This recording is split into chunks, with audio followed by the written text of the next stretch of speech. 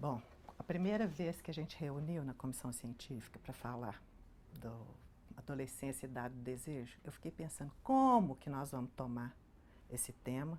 Claro que eu entendi que a ideia da escola, ou da diretoria da escola, é que a gente tomasse a questão da adolescência como um tema de investigação articulado ao seminário 6, que é o seminário sobre o desejo e sua interpretação.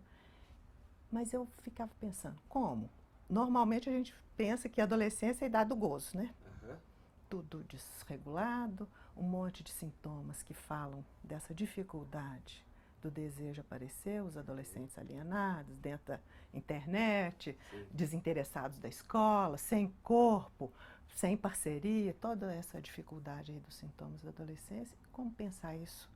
Então, a questão do desejo, eu fiquei pensando que isso a gente poderia tomar como uma orientação, né? Porque se a psicanálise é uma prática da palavra, é uma prática que está visando, de alguma maneira, fazer esses corpos tão desregulados terem um laço com a vida e que é marcado pelo desejo de cada um, né? Então, tomei isso como uma orientação do trabalho, porque, na verdade, o que o Lacan fala sobre a adolescência é que é do despertar dos sonhos. Uhum. É um pouco diferente da idade do desejo. Sim.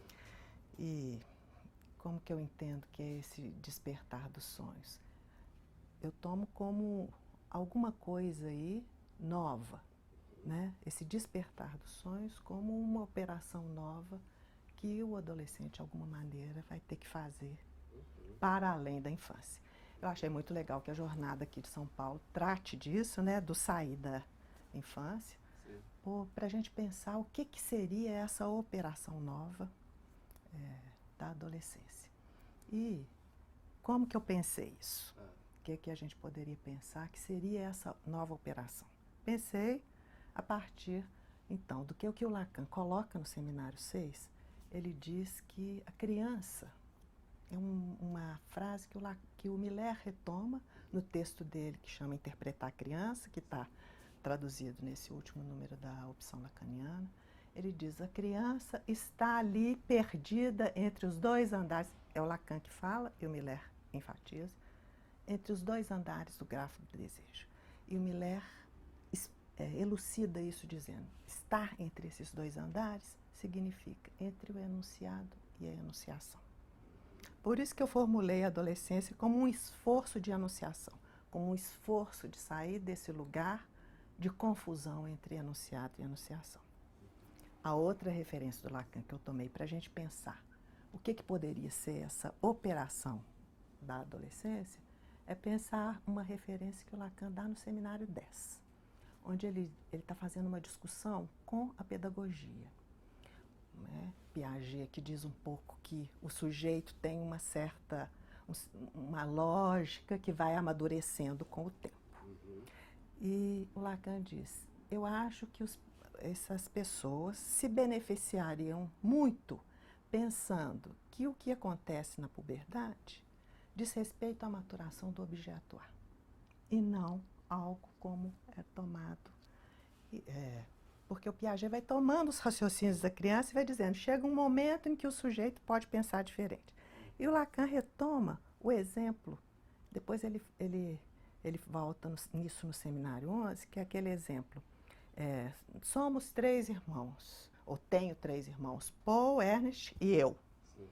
Então, ele diz, o que está aí não é alguma coisa dessa ordem de uma lógica que vai fazendo, mas de um sujeito que é contado e que depois vai ter que fazer uma operação de se contar. Então, para nós, eu pensei que o que orienta essa discussão sobre adolescência, idade do desejo, seria pensar o que a nossa clínica, orientada pelo último ensino de Lacan, pensa do como de gozo. Se nós temos na criança lá do especular, essa construção, nesse tempo do seminário sobre o desejo, do contar ou não contar, nós temos do simbólico. o 1 dá conta, mas a construção desse sujeito. E para nós, o que ainda temos que avançar na nossa clínica contemporânea, que esses sintomas todos estão falando, é do 1 sozinho, do 1 de gozo, do 1 do real. Essa é a questão da clínica com os adolescentes no nosso tempo. E como tratar disso? Inscrevendo isso no campo da linguagem, escrevendo isso na possibilidade de um sujeito se enunciar como esse 1. Poder dizer alguma coisa ou encontrar uma solução para isso singular. Um tempo de sintoma. Eu propus assim, que se a gente tem um sintoma da infância, quando a gente pensa no Hans, na fobia como sintoma infantil por excelência, alguma coisa articulada sobre o pai, sobre o desejo da mãe, uma interrogação da criança, muito mais sobre o desejo da mãe. No tempo da adolescência, a pergunta é outra, né? Tem que passar pelo outro, tem que passar pelo outro corpo, tem que passar pelo outro sexo. E é isso que o Miller aponta, que os adolescentes não estão querendo fazer.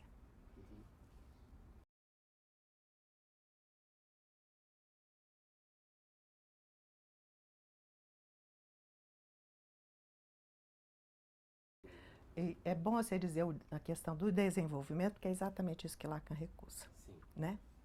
Ele não toma o sujeito como alguém que está se desenvolvendo, mas pensa que o sujeito, acho que desde os complexos familiares, o termo complexo, como Lacan toma lá em 38, é tomado no sentido de que existe algo que o sujeito tem que ultrapassar, no sentido de que ele tem que dar uma resposta àquilo, né? Complexo de intrusão, complexo do desmame, são operações de separação que o sujeito vai tendo que fazer nesse processo de constituição dele como sujeito. Então, também, para eu pensar essa ideia de que haveria um complexo na adolescência, e vamos dizer assim, uma questão lógica para ser trabalhada, foi nessa ideia de que tem algum passo a mais. Lacan fala isso no texto dele, no prefácio ao Despertar da Primavera. Ele diz: a sexualidade faz furo no real, né? Então ele diz, tem na adolescência. Então é o tempo onde algo aí desse furo ou deste encontro com o real é novo. Sim.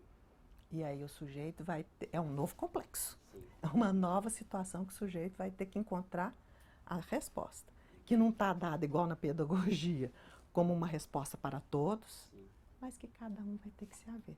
Ou recusar.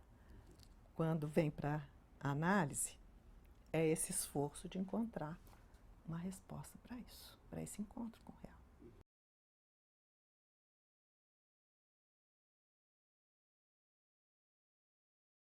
Eu fiquei fazendo assim, na hora que eu estava pensando em vir conversar com vocês, foi exatamente isso.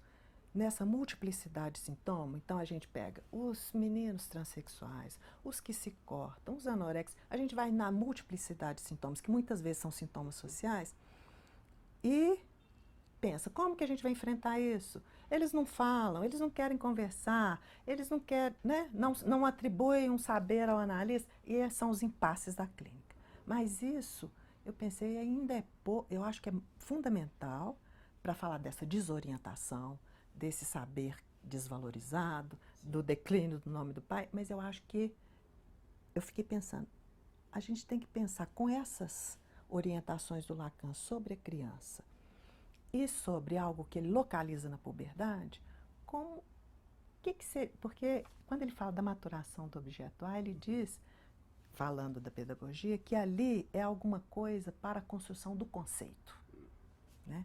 A gente sabe, quando Lacan faz uma conversa com Hegel, que ele não acredita no conceito como Hegel acreditava, né? Então eu pensei, mas ele toma o conceito como algo do campo do pensar, do campo da lógica. É uma operação lógica que o sujeito tem que fazer. Então, na verdade, essa formulação, um esforço de enunciação, é uma hipótese para a gente pensar junto.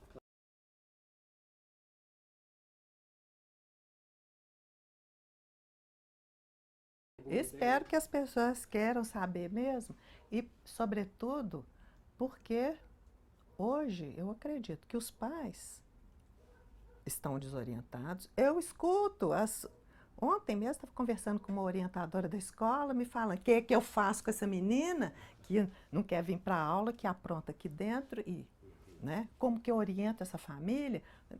Então as pessoas querem uma resposta da psicanálise, que não tem, mas tem Ontem a gente estava conversando um pouco com as pessoas dos núcleos. São pessoas do interior e que conversam pela videoconferência. E foi muito interessante porque um moço falou assim: ah, disso tudo que nós estamos conversando, então a psicanálise não serve para tratar os adolescentes? Eu falei: nossa senhora, não entendeu nada. Não consegui transmitir nada do que eu estava pensando. Falei: todo o contrário. Mas eu acho que a sua pergunta vem pela dificuldade da clínica que a gente está tendo para enfrentar, porque é um pouco isso que Miller aponta, que o adolescente capta muito essa perdição do simbólico e essa desorientação e manifesta isso em múltiplos comportamentos. E o que serviu para me orientar, para orientar o pai desses adolescentes, não serve mais. E aí, como? Eles também vão largar esses meninos para lá? Vão deixar